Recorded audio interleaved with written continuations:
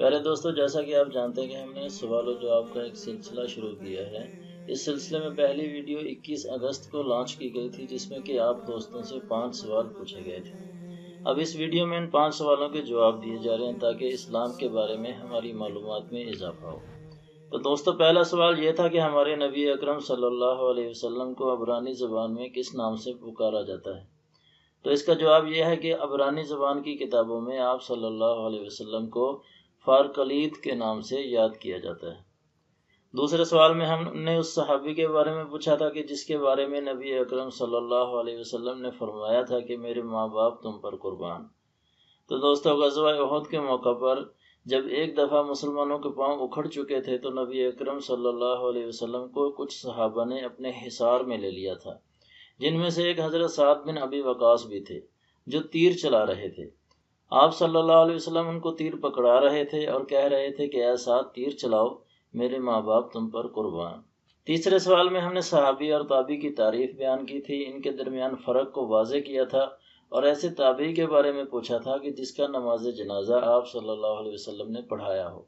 تو اس کا جواب یہ ہے کہ حبشہ کا بادشاہ نجاشی، جس نے مسلمانوں کو اپنے ملک میں پناہ دی تھی، اس نے رازداری کے ساتھ اسلام قبول کر لیا تھا، مگر اللہ کے نبی کی زیارت نہ کر سکے اور اسی حالت میں ان کا انتقال ہو گیا۔ تو اللہ نے بذریعہ وحی اپنے نبی کو ان کی وفات کی خبر دی، جس پر آپ صلی اللہ علیہ وسلم نے مدینہ میں ان کی غائبانہ نماز جنازہ پڑھی۔ چوتھا سوال اسلامی تاریخ کے اس حکمران کے بارے میں تھا جن کو مورخین 5ویں خلیفہ راشد کے نام سے موسوم کرتے ہیں، کیونکہ ان کے دور میں خلفائے راشدین کے دور کا ایک عکس نظر آتا ہے، تو ان کا نام ہے حضرت عمر بن عبدالعزیز۔ پانچواں اور آخری سوال یہ تھا کہ نبی اکرم صلی اللہ علیہ وسلم کی سن عیسوی کے مطابق کیا عمر تھی؟ تو اس کا جواب یہ ہے کہ چونکہ شمسی سال قمری سال سے 10 دن بڑا ہوتا ہے، تو قمری سال کے 63 سال شمسی سال کے تقریباً 61 سال کے برابر ہوتے ہیں۔ تو دوستو، یہ تھے ان 5 سوالوں کے مختصر جواب۔ نئے سوالوں کے سیشن کے ساتھ انشاءاللہ آپ کے پاس پھر حاضر ہوں گے۔ اللہ تعالی ہمارا حامی و ناصر ہو۔ السلام علیکم ورحمۃ اللہ